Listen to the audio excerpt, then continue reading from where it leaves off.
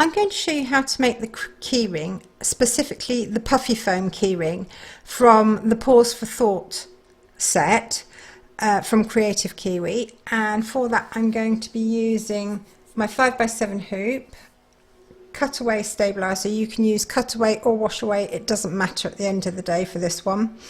I've got matching bobbin and threads, my squizzers, a sharp tool for setting my snaps at the end, some masking tape, vinyl, and I've got some craft foam here. It's not very thick, but it's quite firm. You can buy special stuff for this, or you can use just general craft foam. I'm just using general craft foam for this. And I've got my setting tool for my snaps. You're going to start off by hooping your stabilizer.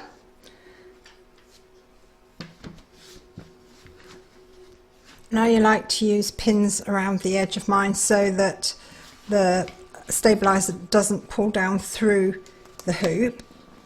It acts as an anchor. And you take your pin, you rest it on top of the hoop, you push it through and you just bring it back round, and that stops the stabilizer from being dragged down through the two pieces of the hoop.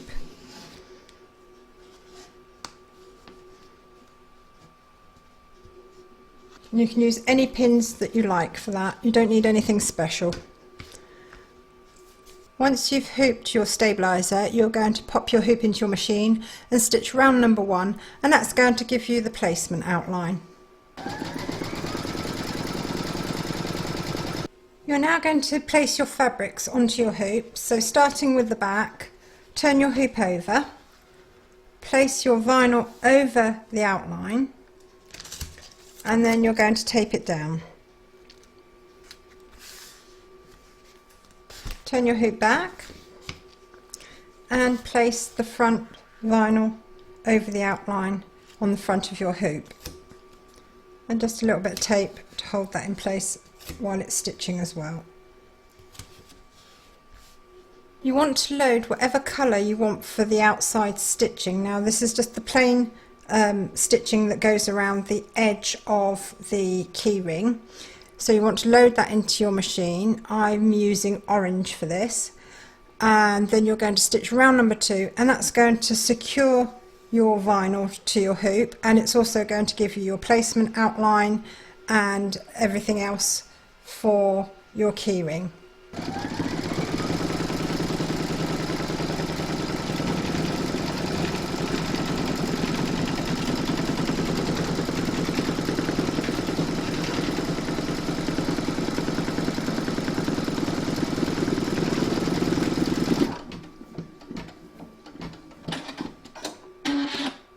You're now going to stitch the hearts that go down the tab part, so change your bobbin and thread to whatever colour you want for that, and then you're going to stitch round number 3.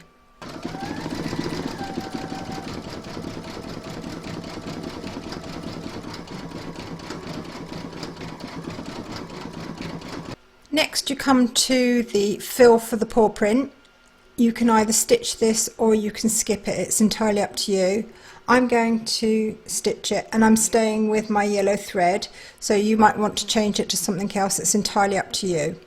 We're now going to stitch round number 4. I've trimmed up all the little thread ends from the tie-in and tie-outs, both back and front, so it's all nice and clean. And next we're going to put some foam over the paw print area. So this is my craft foam. It's 2mm thick, I measured it, so you can use 2 or 3mm, it's entirely up to you. And I'm just cutting an A5 sheet in half and then into quarters.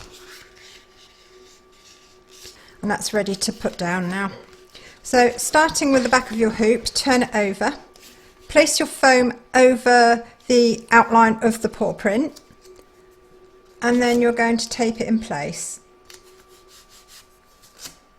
And then you're going to turn your hoop back over to the front and do the same on the front. One thing you might want to do for this is loosen your tension on your top thread so that it doesn't pull down and squash the foam.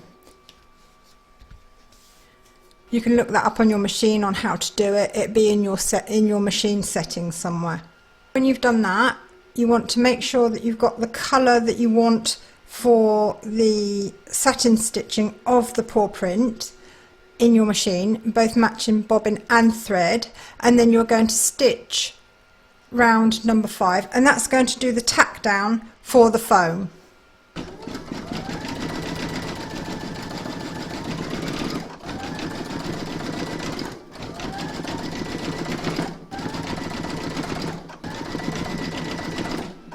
Before we go any further, I'm just going to trim up these little ends here, and what you might find is with your foam that the ends don't, when it cuts and trims it on your machine, if your machine does trim that is, that they might get stuck behind, so just lift them and then trim them up.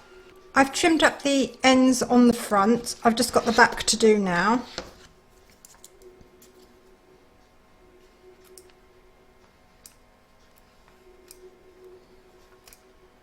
You're now going to pop that back into your machine and stitch round number 6, and that's going to do the satin stitch all the way around each of the paw pads. I just want to explain one more thing to you before we get going with the satin stitching. When you're using puffy foam, it's digitized specially, and that's because the density of the satin stitching is a lot closer together, so that as it stitches it cuts the foam, so you shouldn't have any cutting to do afterwards because it'll already be done by your machine. We're now going to stitch round number 6.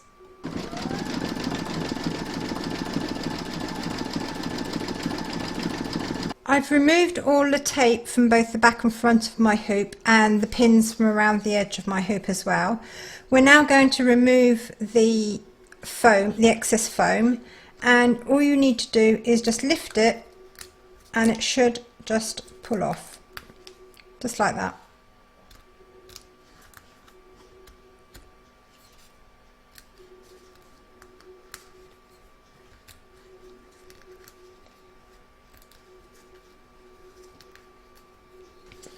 And then the same for the outside, just lift it and it should just pull off.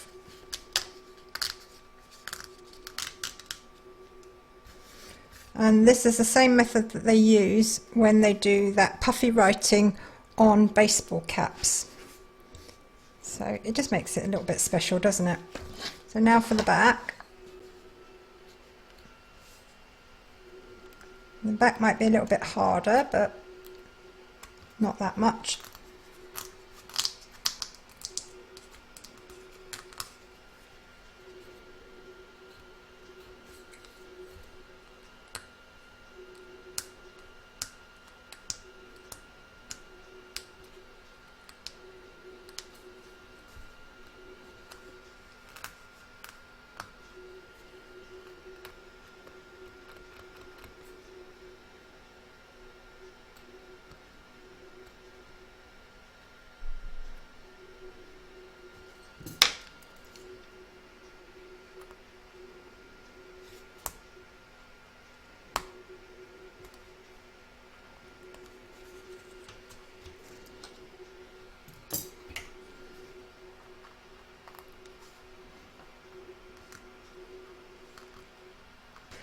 And that's that all cleaned up. We're now going to free this from the frame, and you're going to cut through all the layers on the outside stitch line.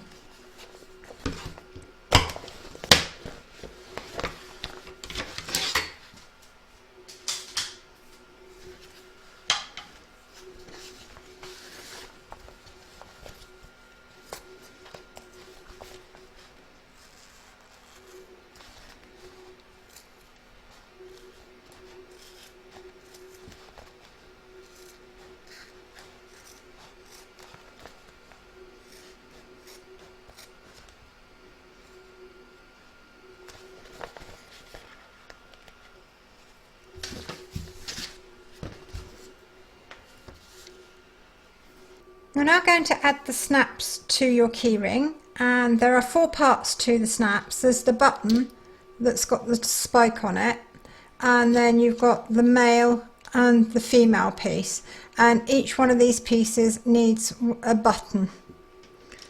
So you're going to take a sharp tool, an awl or something like that. I'm just using my favourite stabby tool, and you're going to poke a hole through the centre of these two circles.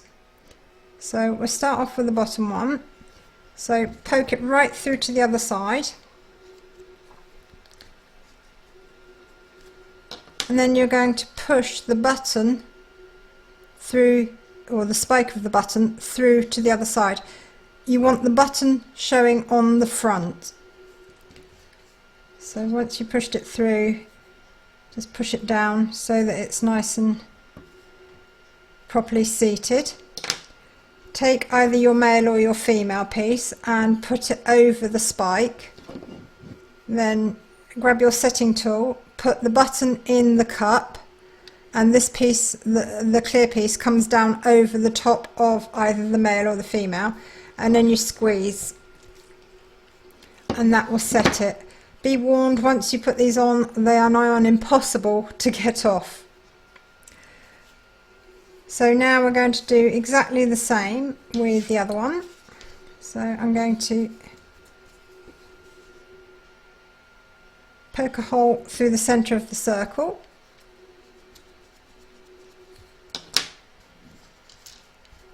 Push the button, the spike of the button through. And then just push it down so that the spike is fully exposed. Place the male, or the opposite piece to what you put on first, over the spike. And then clamp your tool over the top. And your snap is now fixed in place. And this bit should line up nicely here if you've cut it out properly, and it should look more or less the same both the back and front. And that's your keyring finished. If you enjoyed this stitch along, if you did, please give me a thumbs up. Don't forget to subscribe to be notified of new videos as they're published. Do pop along to Kreative Kiwi's Facebook group. There's always lots of ideas and inspiration there for everybody. And thank you very much for joining me.